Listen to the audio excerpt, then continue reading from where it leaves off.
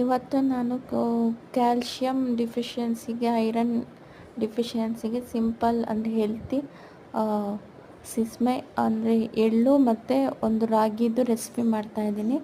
ಇದನ್ನು ಈಸಿಯಾಗಿ ಎಲ್ಲರೂ ಮನೆಯಲ್ಲೇ ಮಾಡ್ಕೊಬೋದು.